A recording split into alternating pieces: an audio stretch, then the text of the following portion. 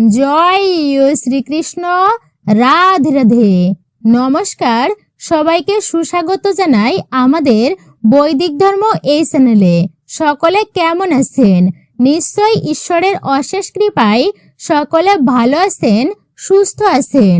চৈত্র মাস, হ্যাঁ, এই চৈত্র মাসে এই দিকে প্রদীপের মুখ দিলে বাড়িতে সুখ, শান্তি, সমৃদ্ধি বাড়ে, আর্থিক সমৃদ্ধির লাভ হয় এবং বাড়ির প্রত্যেকটি ব্যক্তিদের দীর্ঘায়ু লাভ হয়। এবং আপনারা খুবই সমস্যায় যদি ভোগেন তো হনুমানজিকে সাক্ষী রেখে এই মাসে অবশ্যই প্রদীপের মুখ এই দিকে দিয়ে প্রজ্বলিত করবেন। চৈত্র মাসের গুরুত্ব অনেক বেশি সনাতন ধর্মে, কারণ এই মাসে রয়েছে বাসন্তী পূজা, অন্নপূর্ণা পূজা, রাম নবমী, একাদশী, হনুমান জয়ন্তী, নীল পূজা ও বিশেষ করে চড়ক পূজা। এছাড়া চৈত্র সংক্রান্তির পর নতুন বছর আসবে 1433। তাই এই সময়ে আমাদের কিছু ভুল একদমই করতে নেই। তাই এই সময় কিন্তু এই মাসে আপনারা তুলসী গাছে ভুলেও কিন্তু এইভাবে জল অর্পণ করবেন না, এবং এই সময় আপনার ঠাকুর ঘরে এই জিনিসগুলো রাখবেনই না। এবং এই মহামাস চলাকালীন প্রদীপের মুখ এই দিকে দিলে বাড়ির অশান্তি কেটে যায়, দুর্ভাগ্যের নাশ হয়, আর্থিক ভাগ্য খোলে। তাই অবশ্যই আপনারা কিন্তু ভিডিওটি সম্পূর্ণই মনোযোগ সহকারে শ্রবণ করবেন। বাস্তুশাস্ত্র অনুসারে আমাদের বাড়িতে সব থেকে বলা হয়েছে যে প্রধান যে পবিত্র স্থান আর তা হচ্ছে ঠাকুর ঘর, যা মুখ্য বিষয় বলা হয়েছে। এই স্থান থেকেই আমাদের পুরো বাড়িতে পজিটিভ শক্তি প্রবেশ করে। এই বিষয়ে আমাদের কিছু নিয়ম অবশ্যই পালন করা প্রত্যেকেরই উচিত, কিন্তু আমরা জেনে বা না জেনে এমন কিছু ভুলও করে ফেলি যার প্রভাব এসে পড়ে আমাদের সমস্ত গৃহে, যার জন্য আমরা ঠিক মতন পূজা অর্চনা করলেও তার ফল সম্পূর্ণই পাই না, তার ফলও প্রাপ্ত করতে পারি না। তাই এই জন্য আমাদের ঠাকুর ঘরের বিষয়ে কিছু বাস্তু নিয়ম রয়েছে, অবশ্যই পালন করা উচিত। তো চলুন এইবার আমরা জেনে নিই যে ঠাকুর ঘর সম্বন্ধে কিছু বাস্তু নিয়ম। আমাদের বৈদিক ধর্ম চ্যানেলের আজকের ভিডিওটি আপনাদের জন্য খুবই গুরুত্বপূর্ণ হতে চলেছে, তাই ভিডিওটি একদমই স্কিপ করে নয়, সম্পূর্ণই শ্রবণ করবেন।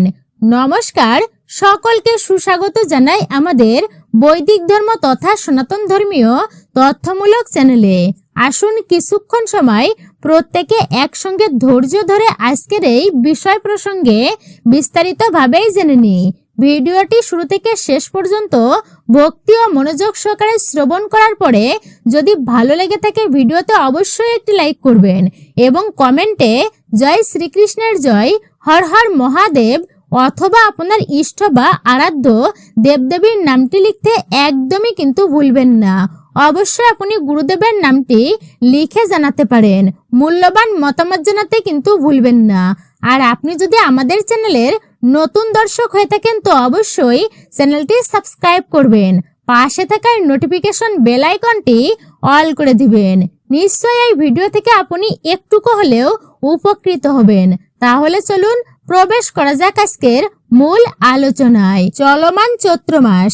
তো এই চৈত্র মাসে সবার প্রথমে আমরা যে ভুলটি করে বসি আর তা হচ্ছে আমরা স্নান না করে আমাদের ঠাকুর ঘরে প্রবেশ করি এবং প্রত্যেক দিন আমরা ঠাকুর ঘর পরিষ্কার পরিচ্ছন্ন করি না। দ্বিতীয়ত, আমাদের ঠাকুর ঘরের দরজা যেন দক্ষিণ দিকে কখনোই না হয়, কারণ এই দিক যমরাজের দিক বলা হয়। এই দিকে ঠাকুরের মুখ বা প্রদীপের মুখ কখনোই যেন না যায়, অবশ্যই বিষয়টি খেয়াল রাখবেন। তৃতীয়ত, বাড়িতে মা দুর্গা বা কোনো দেবদেবীর যেন রুদ্র মূর্তি আপনারা রাখবেন না। বাড়িতে মা লক্ষ্মী বা ভগবান শ্রী গণেশের দাঁড়ানো মূর্তিও রাখবেন না। পূজার ঘরে কোনো রকমের কোনো ভাঙা মূর্তি রাখবেন না। চতুর্থ, ঠাকুর ঘরে কোনো রকমের জীবিত বা মৃত ব্যক্তির ফটো আপনারা রাখবেন না, কারণ অনেকেই কি করে যে ঠাকুর ঘরে কোনো গুরু বা মহাপুরুষের ছবি রেখে দেন এবং ভগবানের আগে তাদের পূজা অর্চনা করে। বলা হয়েছে তাতে সেই পূজার ফল তো সেই ব্যক্তি পায় না, বরং সে গুরু বা মহাপুরুষেরা এতে রুষ্ট হয়ে যান। কারণ তারা হচ্ছে ঈশ্বরের ভক্ত, ঈশ্বরের দাস। তাই সবার আগে তারা চান যে ঈশ্বরের আরাধনা পূজা অর্চনাই করা হোক। তাই যেখানে আপনাদের বলা হয়েছে ঠাকুর ঘর, সেখানে শুধু ঈশ্বরের ছবি বা ঈশ্বরের মূর্তি রাখবেন এবং সেই মূর্তিটি যেন তার 4 থেকে 5 ইঞ্চি বেশি না হয় এবং শিবলিঙ্গ যেন বাড়িতে 2 ইঞ্চির বেশি না হয় এবং আপনাদের ঠাকুর ঘরে যেন ভগবান সূর্য নারায়ণ দেবের একটি ফটো বা মূর্তি থাকে। এটি আমাদের বাড়ির জন্য খুবই শুভ এবং মঙ্গলময়। কারণ পঞ্চদেবের মধ্যে তিনি একজন, যাহার কৃপায় আমাদের যশ সমৃদ্ধি বৃদ্ধি পায়, মান সম্মান বৃদ্ধি পায় এবং আমাদের শত্রু নাশ হয়। এর পরবর্তী যে বিষয়টি আর তা হচ্ছে ঠাকুর ঘরে এমন কোনো মূর্তি রাখবেন না যার ভিতরটা ফাঁপা হয়। এমন মূর্তি রাখবেন যেটি দেখে আমাদের মনে ভক্তি আসে। ঠাকুর ঘরে ভুলেও আপনারা প্লাস্টিকের বা প্লাস্টার প্যারিসের তৈরি এমন কোনো মূর্তি রাখবেন না। এর পরবর্তী হচ্ছে ঠাকুর ঘরের নির্মাণ যদি আপনার পূর্ব বা উত্তর দিকের মাঝখান বরাবর করতে পারেন তো এটি সব থেকে ভালোই বলে মনে করা হয়। এর পরবর্তী হচ্ছে রান্নাঘর এবং বাথরুম থেকে যেন আপনাদের ঠাকুর ঘর একটুকু দূরেই হয়।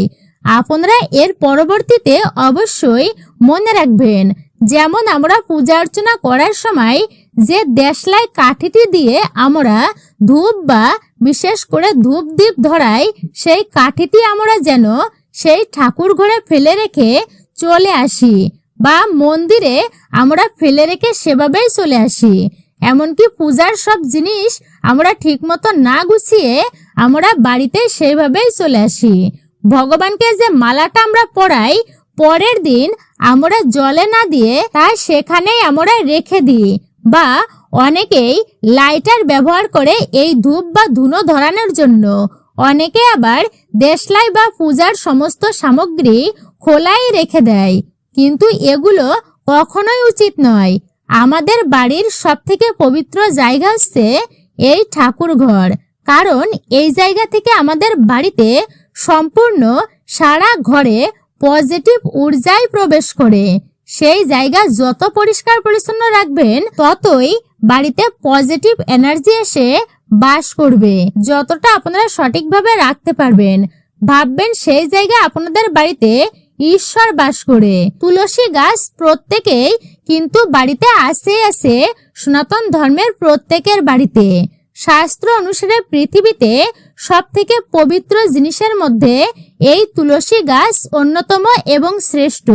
তুলসী গাছ বাড়িতে থাকলে সমস্ত রকম রোগ ব্যাধি, নেগেটিভ এনার্জি, বাস্তু দোষ সব দূরীভূত হয়ে যায়।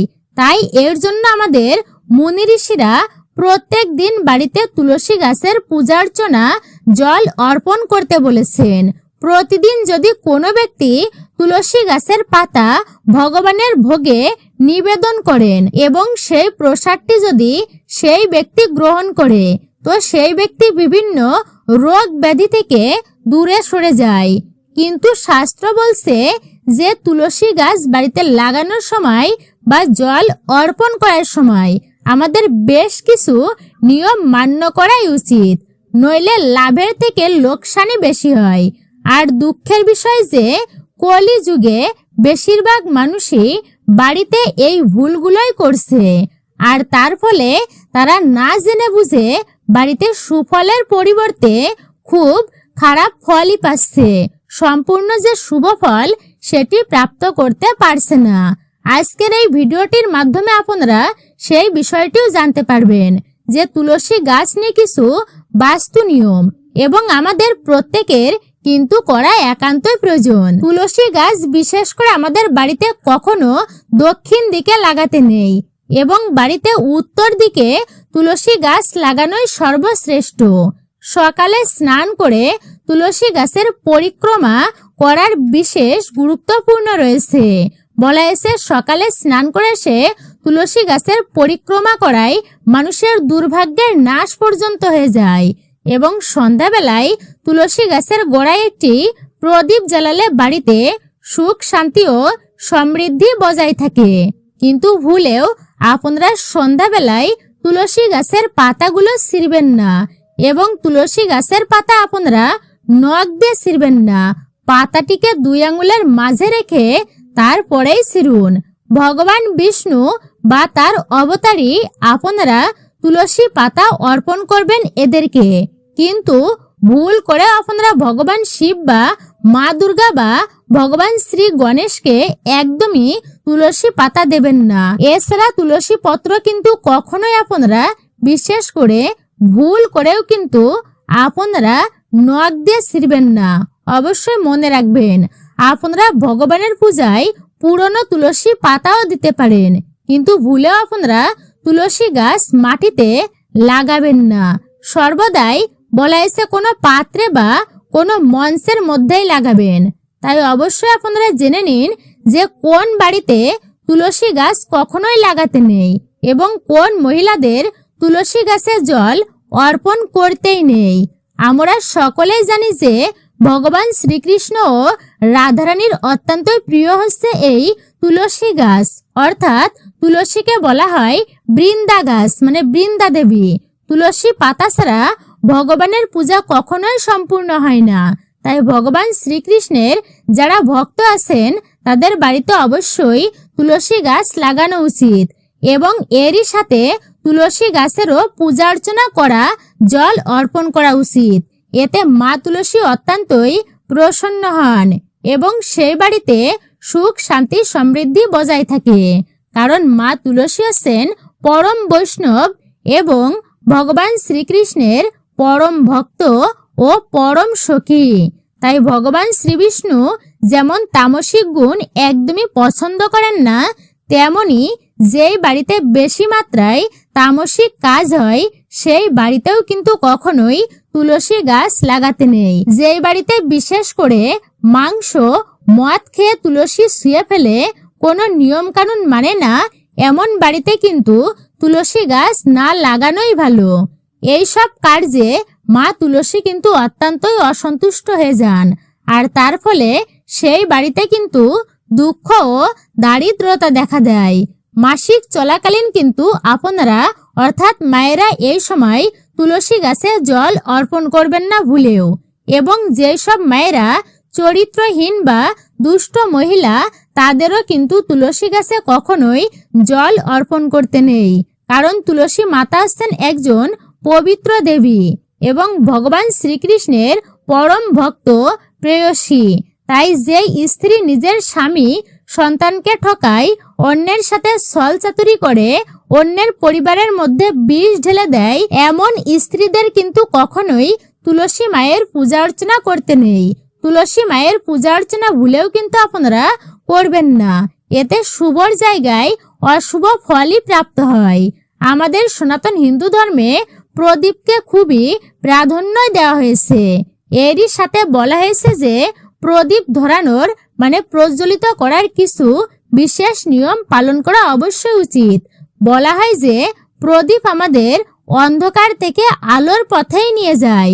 প্রদীপ আমাদের বাড়ি থেকে দুঃখ দারিদ্রতা দূর করে। মানুষ এগুলো না জেনে প্রদীপ ধরানোর সময় এমন কিছু ভুল করে ফেলে, যার জন্য তারা কিন্তু কখনোই সুফল পায় না। তাই যদি আপনারা ঠিক মতন বাড়িতে প্রদীপ জ্বালান, এতে আমাদের সৌভাগ্যের উদয় হয়, পরিবারে সুখ শান্তি বজায় থাকে। যদি আপনাদের বাড়িতে কোনো অশুভ শক্তি থেকে থাকে বলা হয়েছে, তাই এতেও কিন্তু নাশ হয়ে যায়। তো আসুন আপনারা এইবার জেনে নিন যে প্রদীপ জ্বালানোর কিছু গুরুত্বপূর্ণ নিয়ম এবং প্রদীপ থেকে প্রাপ্ত হওয়া কিছু শুভ এবং অশুভ ইঙ্গিত বা সংকেত। প্রথমত, প্রদীপ ধরানোর বা জ্বালানোর সব থেকে শুভ সময় হচ্ছে ভোর 5টা থেকে সকাল 10টা এবং বিকাল 5টা থেকে সন্ধ্যা 7টার মধ্যে। সন্ধ্যাবেলায় তুলসী গাছের গোড়ায় এবং বাড়িতে একটি অবশ্যই প্রদীপ ধরানোই কিন্তু বিশেষ করা উচিত। যদি সেটি ঘিয়ের হয় তা অত্যন্তই ভালো। এতে কিন্তু মানুষের দুর্ভাগ্যের নাশ হয়। যখন প্রদীপের আলো ঠাকুরের মূর্তিতে ঢেকে প্রতিফলিত হয়ে আমাদের শরীরে এসে পড়ে, তখন সেই তেজ আমাদের দুর্ভাগ্য নাশ করে দেয়।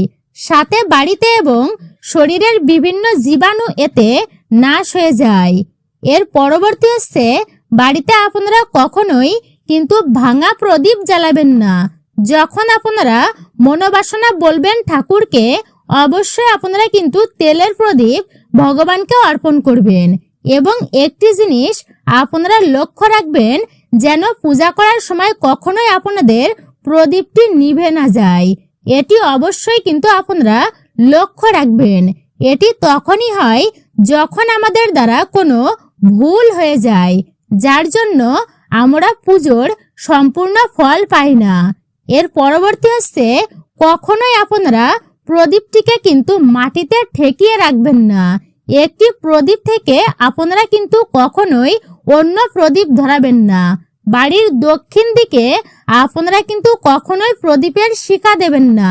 এই দিকটি হচ্ছে যমরাজের দিক। এই দিকে তখনই প্রদীপ ধরানো হয় যখন আমাদের বাড়িতে কেউ মারা যায়। এর পরবর্তী হচ্ছে, পূজা করার সময় হঠাৎই যদি আপনাদের বাড়িতে প্রদীপের আলো বেড়ে যায়, মানে বৃদ্ধি পায়, এটি আমাদের বাড়িতে সুখ শান্তি আগমন হওয়ার আমাদের বিশেষ সংকেত দেয়। যদি আমাদের বাড়িতে প্রদীপের আলো হঠাৎ করেই আবার অকারণেই নিভে যায়, তবে এটি কিন্তু আমাদের বাড়িতে অশুভ কিছু ঘটার বা দুঃখ দারিদ্রতা আসারই সংকেত দেয়। তাই শাস্ত্র অনুসারে সর্বদা পূর্ব বা উত্তর দিকেই কিন্তু আমাদের প্রদীপের মুখ বা শিখা দেওয়া উচিত।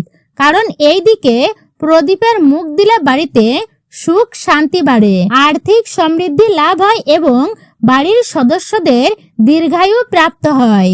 যদি আপনারা খুবই সমস্যায় ভোগেন, তো হনুমানজিকে আপনারা সাক্ষী রেখে এই মাসে প্রদীপের মুখ কিন্তু অবশ্যই পশ্চিম দিকেই দেবেন। বিশেষ করে আপনারা মঙ্গলবার আমাদের গুরুজন ও সাধু পুরুষের মুখেই শুনেছেন হয়তো, যে ভগবান সব কিন্তু দেখেন। শাস্ত্রেও পাওয়া যায় ভগবান সমস্ত কিছুই কিন্তু দেখছেন। তিনি সবকিছুই একদিন কিন্তু ঠিক করে দেবেন আপনার দুঃখ দারিদ্রতা। আপনার কর্ম আপনি সঠিকভাবেই করুন এবং সৎভাবে জীবনযাপন করুন, আর বাকি সমস্ত কিছুই আপনি ঈশ্বরের উপরই ছেড়ে দিন। কিন্তু এই সংসারে চাপে মানুষ জীবনে এমন জায়গায় পৌঁছে যায় যেখানে এসে কোনো রাস্তা আর খুঁজে পাই না, আর তখনই আমরা ভগবানের উপর ভক্তি হারিয়ে ফেলি, বিশ্বাস হারিয়ে ফেলি। তাহলে কি সত্যি আমাদের কিছু কথা ঈশ্বরের উপরেই ছেড়ে দেওয়া উচিত? যদি হ্যাঁ, তো কেন? তো এই সকল প্রশ্নের উত্তর আমরা এই ভিডিওটির মাধ্যমেই জানবো। আমাদের এই জীবনে হঠাৎ করেই এমন কিছু হয়ে যায় যার আমরা কখনোই কল্পনা করতেই পারি না।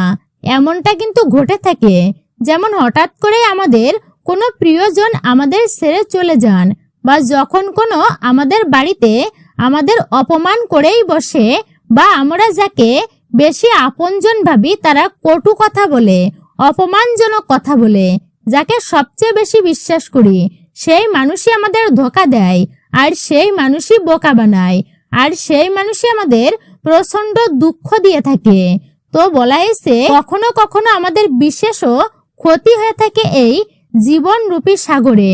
কখনো আমাদের দুর্ঘটনা ঘটে, আর তখন আমরা ভাবি এই জীবন বুঝি সম্পূর্ণই বেকার, এই জীবন দিয়ে আর কোনো লাভ নেই। আর তখন আমরা নানানভাবে ভগবানকেই দোষারোপ করি, নিয়তির উপর দোষারোপ করি। কিন্তু যখনই ভালো সময় আসে তখন আমরা তার মধ্যে এতই মগ্ন হয়ে যাই যে বাদবাকি সমস্ত কিছুই ভুলে যাই। এই ব্যাপারে বলা হয়েছে, তুলসী দাস বলেছেন, লাভ ক্ষতি জীবন মরণ যশ উপযশ সবকিছুরই বিধির হাতে। মানে জন্ম থেকে মৃত্যু অবধি যে আমরা যা কিছু ভোগ করি, যেমন লাভ ক্ষতি জীবন মরণ আত্মীয় পরিজন প্রেম, সবকিছুই বিধির উপর অর্থাৎ বিধির হাতেই। সে পূর্বজন্মে যেমন কর্ম করেছিল সেই হিসাবেই বিধাতা তার এই জন্মে ভাগ্য নির্ধারণ করেন। জন্ম মৃত্যু তো পরম পিতার হাতে। এই জন্য ভগবান শ্রীকৃষ্ণ ভগবত গীতায় বিশেষ করে বলেছেন, যে মনুষ্য আমার উপর মন লাগায়, বিশ্বাস করে ভক্তি রাখে, তার ধ্যান আমার উপর কেন্দ্রিত করে, তাকে আমি তা প্রদান করি যা তার ভাগ্যে নেই। এই জন্য বলা হয়েছে আমাদের খারাপ সময়ও ভগবানের উপর ভরসা, বিশ্বাস আর আস্থা রাখা উচিত। কারণ ভগবত গীতায় আবারও বলা হয়েছে, ভগবান বলেছেন মানুষের সুখ ও দুঃখ তার ইন্দ্রিয় থেকে নির্গত হয়, অর্থাৎ এটি ঋতুরই মতন। সময়ের সাথে যেমন ঋতু পরিবর্তন হয়, তেমনি সময়ের সাথেও মানুষের সুখ দুঃখ আসা যাওয়া তা হয়। মানুষের সুখ দুঃখ আসা যাওয়া করে। সুখ দুঃখ চিরকালের জন্য স্থায়ী নয়, কিন্তু এটি ক্ষণস্থায়ী, ক্ষণকাল মাত্র। তাই জীবনে সুখ অসুখ দুঃখ আমাদের কখনো উত্তেজিত হওয়া উচিত নয়। এমন সময়ে সর্বদাই ভগবানের কাছে সমর্পণ থাকা উচিত। জীবনে মান সম্মান আসুক বা সম্মান, দুঃখ, কষ্ট যাই আসুক না কেন, আমাদের সর্বদাই সর্বকর্ম ভগবানকে অর্পণ করা উচিত। নইলে যে কর্ম আমাদের বাকি থাকবে তার জন্য আমাদের অবশ্যই এই মৃত্যুলোকে ফিরে আসতেই হবে। মৃত্যুলোকে যে কর্ম করি তার ফল আমরা কিছুটা হলেও এই জন্মে ভোগ করি, আর যে কর্ম আমরা বাকি থেকে যায় আমাদের, তার জন্য আবার আমাদের এই মর্তলোকেই ফিরে আসতে হয়। আর সেই হিসাবে আমাদের পরিবার, আমাদের সংস্কার, আমাদের গুণ, আমাদের দোষ, আমাদের প্রেম সম্বন্ধ, সুখ দুঃখ, ধনী গরিব, মান সম্মান, এই সব কিছুই আমাদের কর্মেই নির্ধারণ করে। কে আমাদের জীবনে কখন আসবে আর কখন সে চলে যাবে, এই সব কিছুই আমাদের পূর্বজন্মের কর্মফলেরই দরুন হচ্ছে। তাই জ্ঞানী ব্যক্তি কখনোই এতে বিচলিত হন না, বরং সে আজকের কর্মের সব কিছুই ভগবানকে অর্পণ করে দেয়। আর একেই ভগবান শ্রীকৃষ্ণ নিষ্কাম কর্মযোগ বলেছেন। এমন যোগী জীবনের সব কর্মই করে থাকেন, কিন্তু কোনো কর্মে সে নিজে লিপ্ত হয় না। কারণ সে জানে যে আজ যা আমার আছে কাল তা অন্য কারোর, পরশু তা আবার অন্য কারোরই হয়ে যাবে। আমি সাথে করে এমন কি এনেছি যা এই লোকে আমি হারালাম, সবই তো ঈশ্বরেরই ছিল, আর এখান থেকেই নিয়েছি, আর একদিন ঈশ্বরেরই হয়ে যাবে। এই যে জ্ঞান পেয়ে যায়, সে কোনো কিছুতেই কখনো তাই বিচলিত হয় না। কি বা সুখ, কি বা দুঃখ, সেই এক মনে পরম পিতার ভক্তি করেই যায়। জয় শ্রীকৃষ্ণ, রাধে রাধে। তো মূলত এটাই ছিল আমাদের বৈদিক ধর্ম চ্যানেলের আজকের ভিডিওটি আপনার কাছে কেমন লেগেছে মতামত জানাতে একদমই ভুলবেন না। ভিডিওতে একটি লাইক করবেন, কমেন্টে অবশ্যই জয় শ্রীকৃষ্ণের জয়, হর হর মহাদেব, জয় মা লক্ষ্মীর জয় অথবা আপনার গুরুদেবের নামটি লিখতে একদমই ভুলবেন না। সকলে ভালো থাকুন, সুস্থ থাকুন, পরম করুণাময় ঈশ্বরের অশেষ কৃপায়।